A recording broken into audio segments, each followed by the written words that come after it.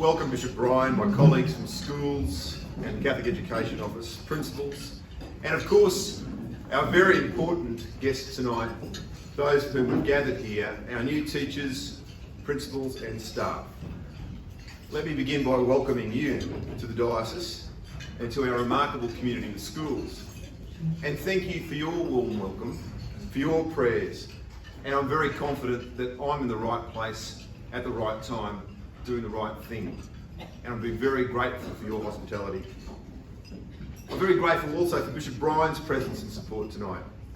I started my role of Director of Schools on the Tuesday after the Australia Day holiday.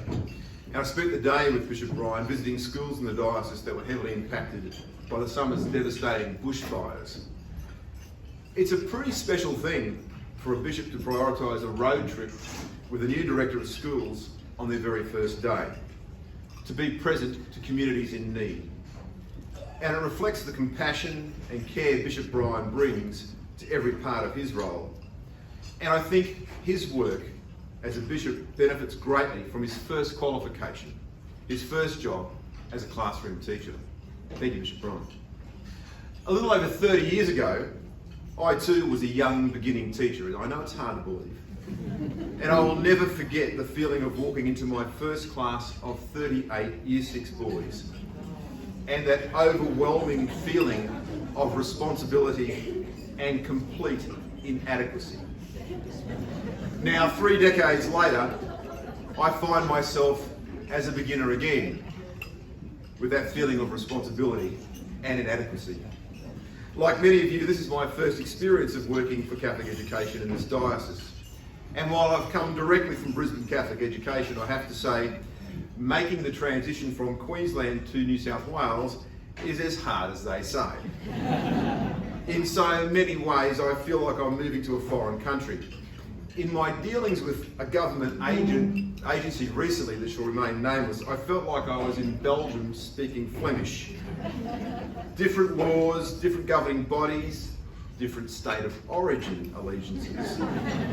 But seriously, if it weren't for the fact that everyone still speaks the same language and drives on the same side of the road, I'd be lost, I tell you.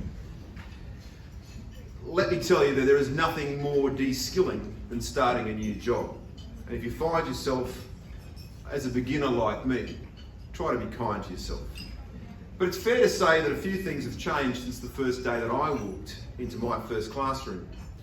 We weren't quite using slates, but photocopiers, believe it or not, were just being introduced to some of the wealthier schools.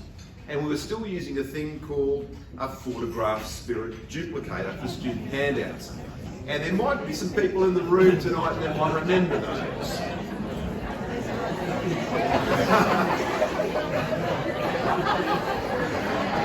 Cues and air rods were used in mathematics. They were being replaced by concrete learning materials called multi-base arithmetic blocks, or MAB blocks, that we still use today to assist students with number value. Because I was the youngest teacher on staff, and literally that was the only criteria for the role, I was made the school computer coordinator, and I took possession of the school's first 6 Apple IIe computers for the computer lab. But holding back change is like trying to hold back the season. But one thing remains unchanged in the classroom, and that's the relationship between the learner and teacher. And fortunately, we are now more receptive than 3 decades ago to hear the voices of young people in our schools. But while there's been plenty of change, and positive change at that, in many ways, the job before us as educators is equally more challenging. We have a generation of young people, not to mention their parents and grandparents, who are addicted to smartphones and social media. The church, schools, and other major institutions once trusted implicitly in our society have let us down. Our world has become more materialistic and violent, self-focused and deceptive, complex, prejudiced, and increasingly rudderless, without the values and truths that have sustained our society for so long.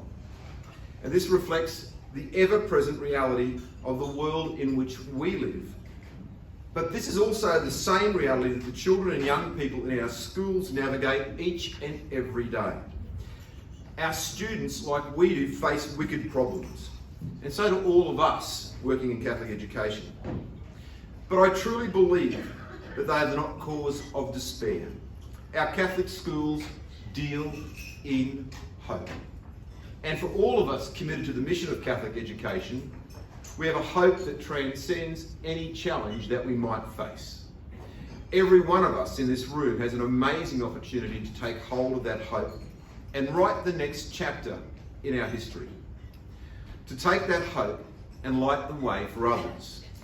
We face significant challenges, but we have a chance to be part of something great, to help make the future better than our present and better than our past. The teaching and the work we do in Catholic education has an extraordinary moral depth. It is one of humankind's most excellent and creative activities, for we write not on inanimate material, but on the very spirits of human beings. But this is not the only writing we do. Each of us, whether in the classroom, in the Catholic Education Office, on the sports field, or anywhere else, is helping to write our story each and every day. We are all authors of our collective story. We are all, every day, defining what it means to be a Catholic school.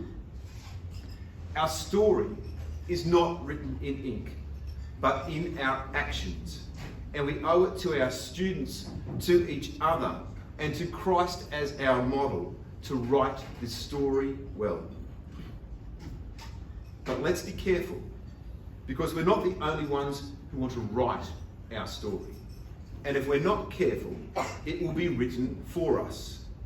And for many people, it's the only story they're hearing. If I was to give tonight's address a title, it would be Write the Story You Want to Tell. We're a big community. We're approximately 2,000 staff and nearly a little over 19,000 students. Even more parents and grandparents, siblings, aunties, uncles and friends. We have a voice. We can tell a story, but we can only tell the story that we've written. So tonight, I want to challenge you in the face of some of the wicked problems we genuinely face. And in terms of telling that story, I ask you, what story will you write? For those new teachers in the room and those working to support schools in many various roles, when you're preparing for the day ahead, before the first bell rings, write the story you want to tell. When you're helping to make the day better for a colleague, write the story you want to tell. When you're working with a young person who is genuinely struggling with their learning or their faith or their well-being, write the story you want to tell. For our principals in the room, when a staff member comes to you and desperately seeks your wisdom and support, write the story you want to tell. When a parent comes to you in need, write the story you want to tell. When you're making decisions for your school community and a community of schools, write the story you want to tell. And for my colleagues like me working in the Catholic Education Office, when you're planning for the future, and we consider this beautiful intergenerational gift that is Catholic education, write the story we want to tell. When you're looking for the solutions to some of the wicked problems we face, write the story you want to tell. For our teachers, students, parents and carers, when they call on your expertise, write the story you want to tell. Because if we don't write the story we want to tell, we will let our students down, because our students need you more than ever. Like never before, our young people need teachers and advocates who are women and men of hope, enthusiasm and life. And I don't think, and I'm serious about this, I don't think we can go too wrong if we respond to the signs of the times in Catholic education by listening well, as Bishop Brian said, to listen with your ear of your heart, to stay open to all, to move with humility, to seek counsel, sharing our own vulnerability and remembering at all times that love never fails and God's love excludes nobody. It would be remiss of me if I did not acknowledge all who have been involved in the planning and organisation of tonight's dinner. Thank you for your efforts. Let's give them a round of applause.